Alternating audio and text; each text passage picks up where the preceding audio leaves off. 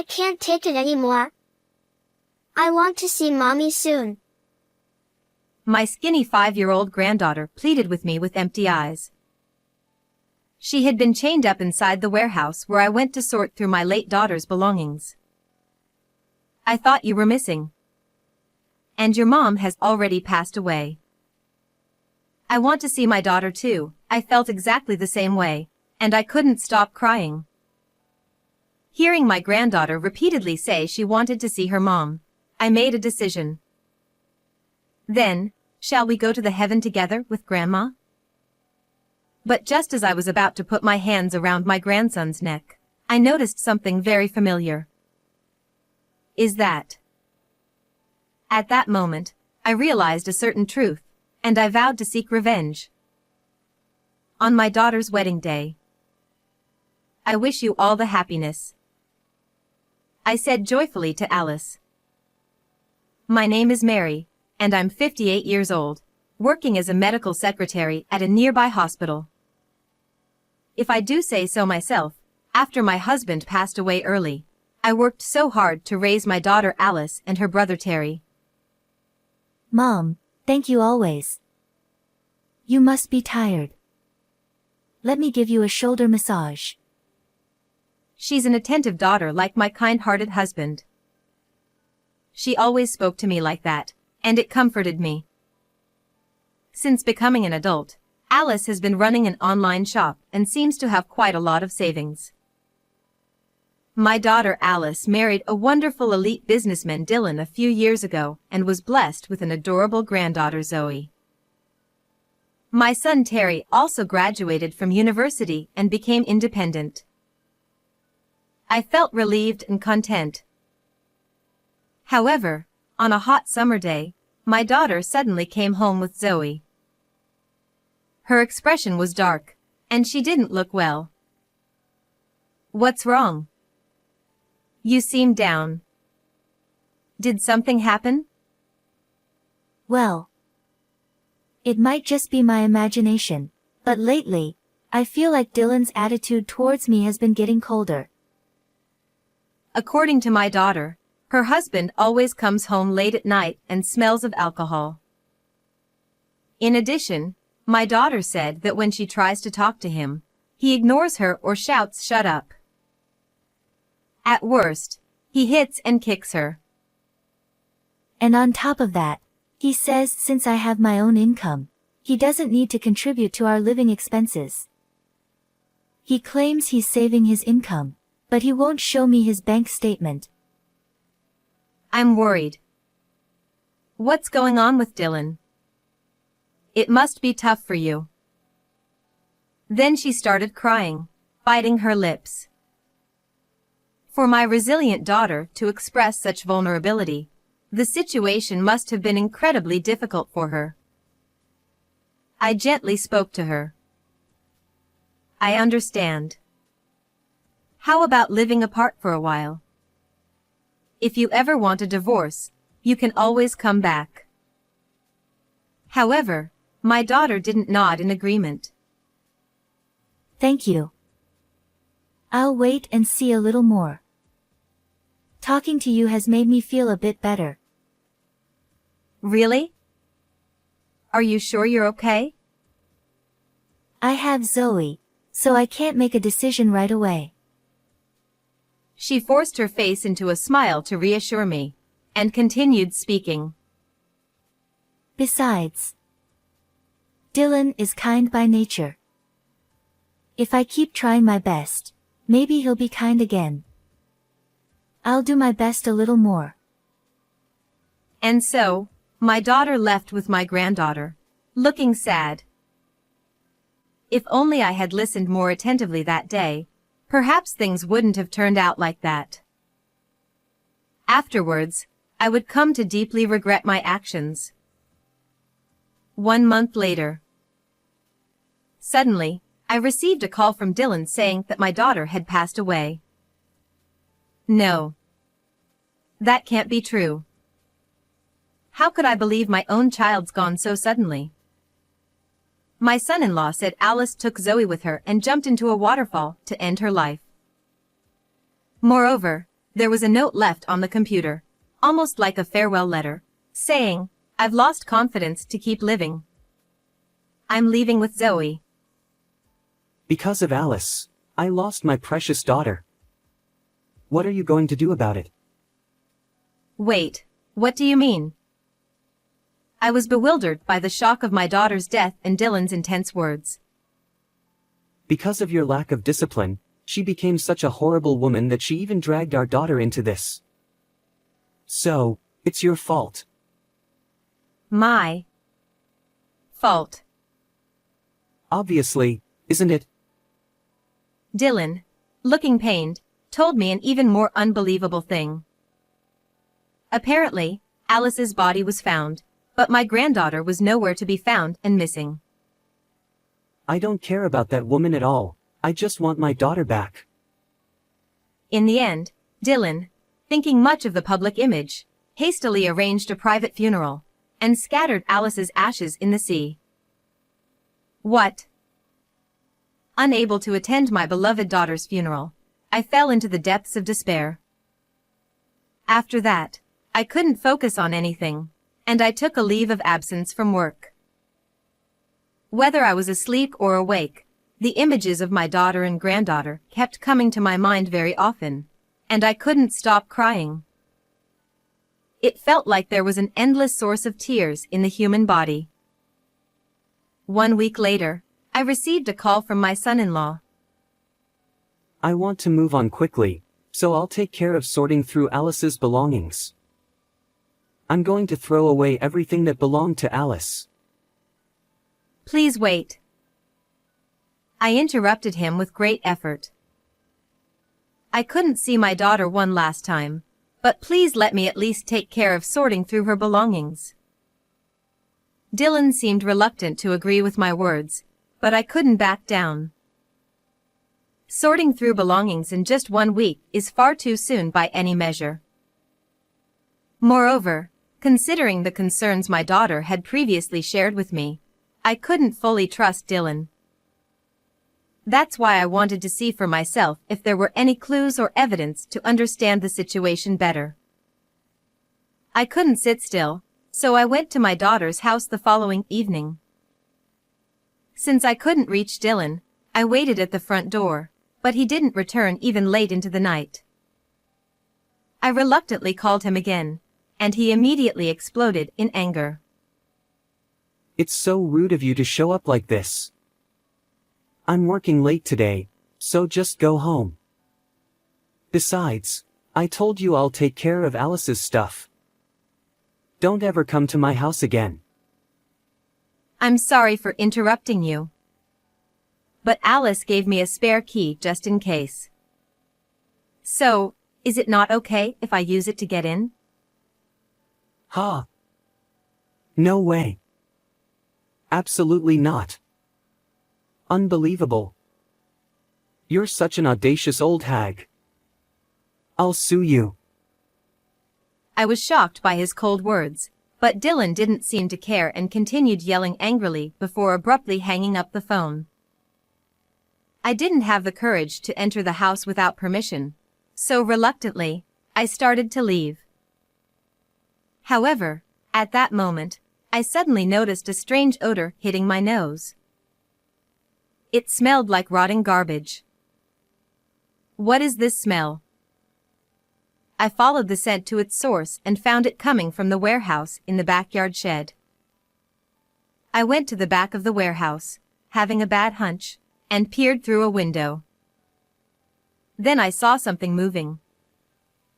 It was dark, making it difficult to see clearly, but it looked almost like a living creature. What is that? I felt a shiver down my spine, but I knew I couldn't just leave it. I tried to open the warehouse door, but the old lock was broken, and something like a makeshift bar was preventing the door from opening from the inside. However, after I shaked the door vigorously a few times, I managed to get it open. And then, cautiously, I entered inside. There, to my utter shock, I found my missing granddaughter chained up. Zoe. I rushed over in a panic, and my granddaughter looked up at me with a puzzled expression. Grandma. Around my granddaughter, there were lunchboxes emitting a rotten smell and partially eaten bread scattered. Additionally, there was a bucket containing waste. This is awful. Poor thing. I was more shocked by the situation than relieved by Zoe being alive. And gently, I hugged my little granddaughter. But, she was thin and had vacant eyes. I can't take it anymore. I want to see Mommy soon. I couldn't stop crying when I heard that. Grandma, take me to Mommy. All right. Shall we go together? As I felt a strong sense of loss from losing my daughter, I placed my hand on my granddaughter's neck, thinking of going to heaven with my granddaughter. At that moment, I noticed a necklace around Zoe's neck. It was a necklace I had given my daughter as a protective charm, and hanging from the necklace was a key that shouldn't have been there. Where did you get this key from? I asked, recognizing the key, and my granddaughter explained to me. This is. After hearing what my granddaughter said, I felt a surge of anger that made my blood boil. So that's what happened. I'll never forgive this. I found a pair of pliers in the shed and managed to cut the chains. Then I took my granddaughter and headed to someplace. Then I resolved to seek revenge in place of my daughter. The next day, my son-in-law stormed into my home. His eyes were bloodshot, his brow furrowed, and his face was bright red, a truly terrifying visage. Hey! You took Zoe, didn't you? She's my daughter. Give her back. Oh. What are you talking about? I called you so many times last night and you didn't answer. You must be the one who took her. With his face turning even redder, my son-in-law continued shouting, seemingly unaware of his own contradictions in what he was saying. But Zoe is missing, isn't she? Then, my son-in-law faltered for a moment in his words and glared at me intensely.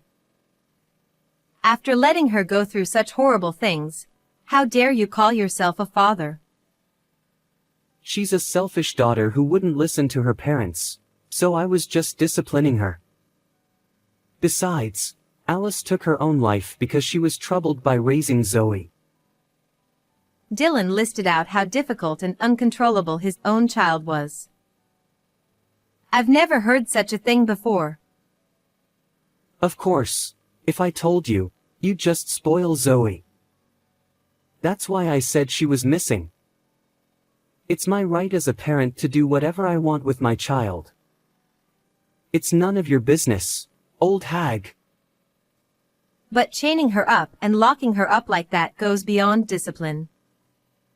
I'm going to press charges. Then, suddenly, my son-in-law smirked and said, "You have no evidence at all," and mocked me.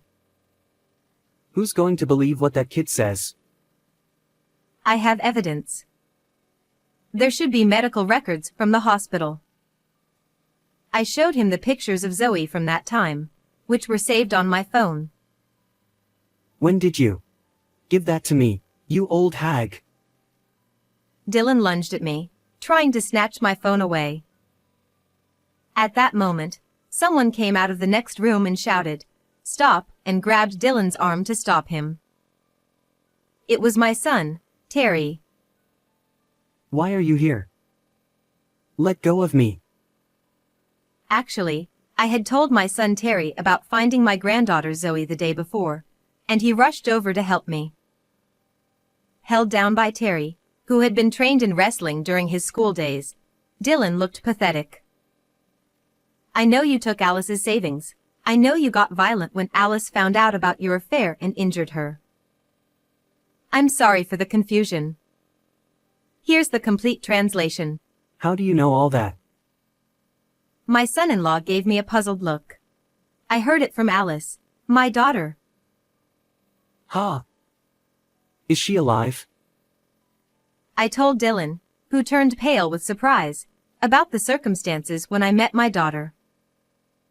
As it turns out, the necklace my granddaughter was wearing had the key to my childhood home. Though it's now an empty house, I kept it as a memento.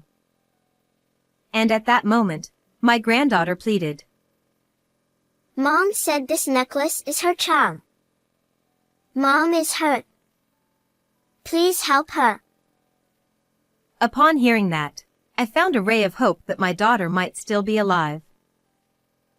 I rescued my granddaughter and headed straight to my childhood home, which had become vacant, and I found Alice lying unconscious.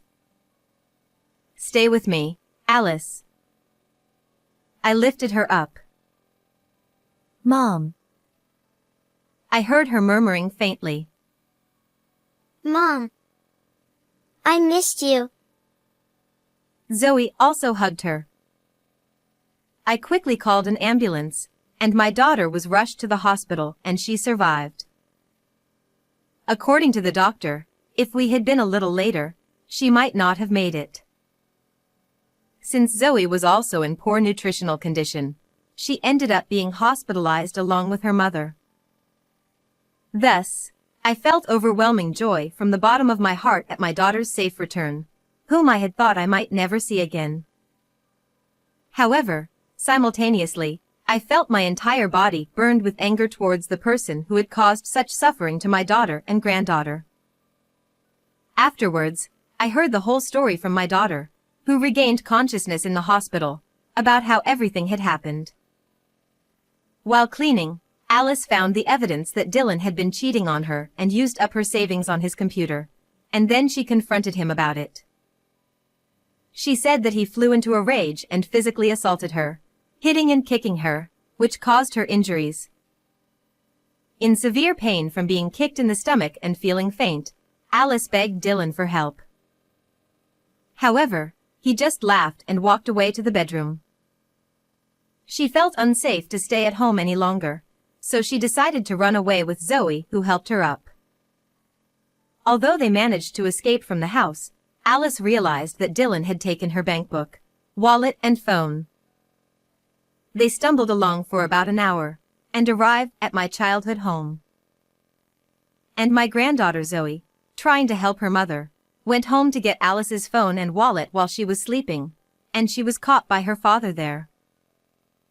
Despite being chained up, Zoe refused to tell Alice's whereabouts no matter how many times she was asked. Alice and Zoe almost lost their lives. Well, Alice was pale and barely breathing. Even if they escaped, it was only a matter of time. Dylan said it lightly. Zoe wouldn't talk, and after that, there was no contact from anyone about her, so I just assumed she died somewhere out of sight. Thinking his wife was dead, Dylan wrote a suicide note on the computer, making it look like Alice had taken her own life. Furthermore, he made it appear that Zoe was missing, locked her in a warehouse, and hoped she would eventually die there. Horrible. It's just a marital spat. The affair was just a fling. Now, Alice is alive, aren't you not happy? That's not that point. I've been recording this conversation. I'm reporting this to the police. Upon hearing the word police, Dylan suddenly panicked and began begging for forgiveness, kneeling down. It's just bewildering how suddenly he changed his attitude like that. I'm sorry. I'll break up with my affair partner and I'll be kind to Alice from now on. Please don't involve the police. I can't believe what you say. When I refused, he tried to cling to my arm. If I get caught, Zoe will be fatherless. Is that what you want? With tears in his eyes, Dylan desperately pleaded for mercy, but I pushed his hand away. She'd be better off without a father like you. But At that moment, the police, called by my son, arrived, and Dylan was taken away in custody. After that, my daughter divorced him. Dylan received a prison sentence and ended up behind bars. Being convicted also led to him losing his job at the company. Alice demanded $100,000, which is the same amount of her savings from her single life and used up by Dylan. $20,000 in compensation for the affair and injuries caused, and $15,000 in child support. And she also demanded $10,000 in compensation from Dylan's affair partner, who was a junior colleague at the company. It seems Dylan intended to quickly throw away Alice's belongings and move in with his affair partner, but the affair partner wasn't serious about him. Dylan's parents learned of his actions, apologized to my daughter, and sold their land to pay compensation. However, they intended for Dylan to work and repay them once he was released from prison. Dylan is likely to face a difficult time even after he gets out of prison. My daughter and granddaughter got better and came back to me. Alice, now fully recovered, has started working and is enjoying a peaceful life. I'm also determined to stay strong and do my best for my daughter and granddaughter.